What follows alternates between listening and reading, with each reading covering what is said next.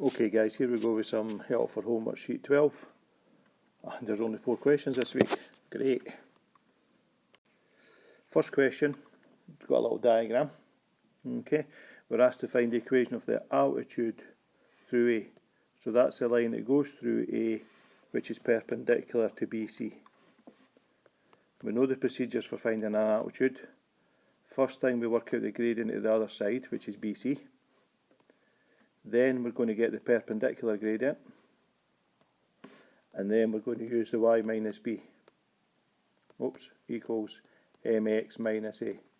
Now what we're going to put in there, because we know it passes through A, we're going to use that point. Because it's the perpendicular gradient, we're going to use that gradient.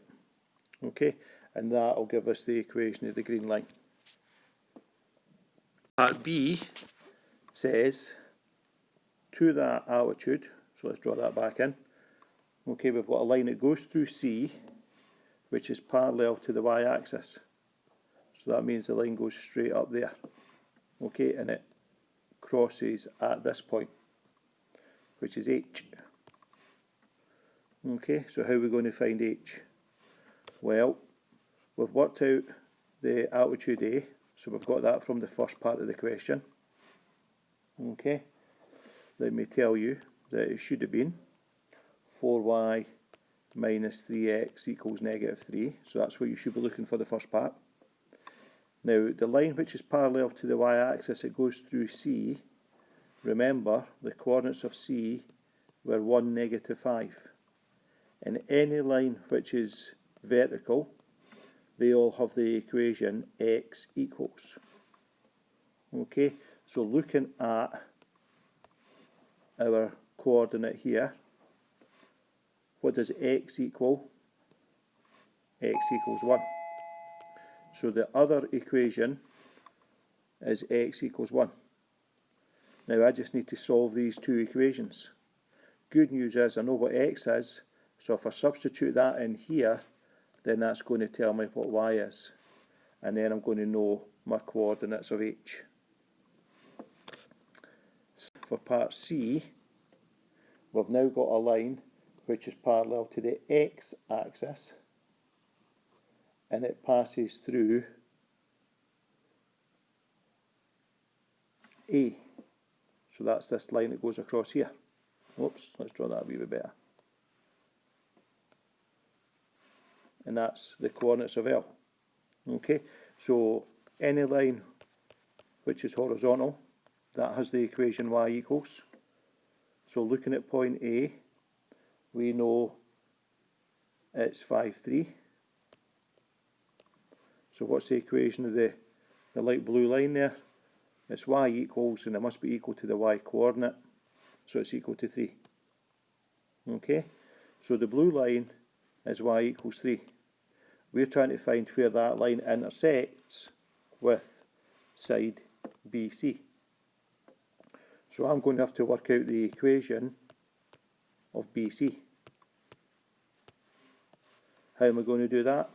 I'm going to have to work out the gradient of BC. And if I remember rightly, we've got that for the first part. Okay, we know it passes through point B or point C, so I can work out its equation. Once I've worked out its equation, if I substitute this point in, that's going to tell me what the x coordinate is, and that will tell me the coordinates of L. So all that information, let me put it on my diagram.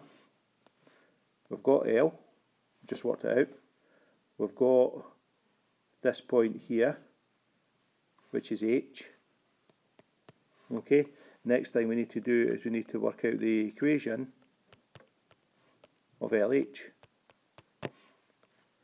Okay, how do we do that? Well, we get the gradient of LH. We know it goes through L or H, so we can use y minus b, mx minus a to get its formula, and we'll have the equation of LH.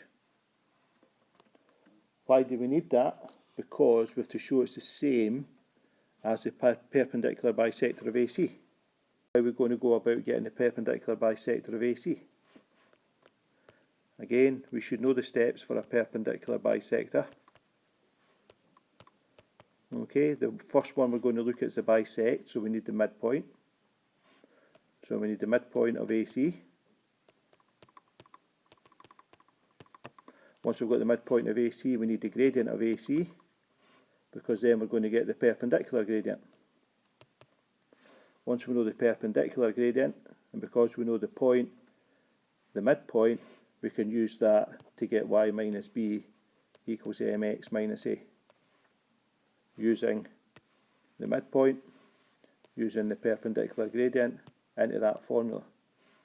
And you should find that your last two answers for the straight lines are the same. Okay, and because I'm feeling generous, it's Christmas time after all, you should find that both of those answers should be 2y plus x equals 1. Okay, hopefully that's what you find. Right, after that monster, let's have a look at question 2. Find the inverse function. So how do you find an inverse function? The first thing you say is you let y equal 1 over x minus 2. Okay, and then we've got to try and rearrange that to get x equals. What's the first thing I'd be doing with this question? The first thing I'd be doing, I'd be cross multiplying. So y times x minus 2 equals 1 times 1. So I'll remove all the brackets, tidy it all up, and then end up with x equals. Remember, the last bit of the question is to rewrite it as f to the negative 1 of x equals. So put it back in terms of x. Question 3, by factorising the cubic, find the roots. Okay, now I've been a wee bit sneaky here because I've got an x, an x, and an x. So the first thing you're going to do is you're going to take x out as a common factor. Okay, you might think that's one of those questions with a big long L. It's no. Right, take x out as a common factor. So that will give you x squared, blah, blah, blah. And then factorise the quadratic. You've now got three answers. The first answer is x is 0. You'll get an answer from that bracket, and you'll get an answer from that bracket. Okay, now these three answers correspond to the graph. Okay, you've got a graph that looks like this. So there's your 0. One of these answers is going to go in here. One of the answers is going to go in there. Okay, and we know this end point is at 1. Tells you that in the question. So how am I going to work out these three separate areas? I'm going to do 3 integrations between something and something of x cubed plus 3x squared plus 2x dx. Right, so you're going to have to do that 3 times. Okay, once for the green area, once for the red area, once for the blue area, and then add them up. Okay, it's a wee bit time consuming, but good practice for you. Question number 4. Oops, never a wee diagram, I thought I forgot to draw. Question 4, work out a dot b minus c. Now there's 2 ways we can do this question. First way is we can do a dot b, take away a dot c. Okay, and we know what they are, because they're up above here. Right, we know what a is, we know what b is, we know what c is. So we can go that way and get an answer. Or we can do a, because we know it, and then we can just do b take away c.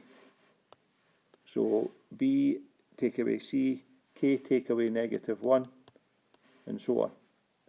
Now once you've dotted them together and got your answer, you need to put it equal to 0, and then solve to work out what k is. Okay, looks a bit messy, but it's not too bad when you just do the first thing times the first thing, middle times the middle, bottom times the bottom, and so on. Right, you should get a nice wee easy equation to work out what k is. Right guys, hopefully it helps.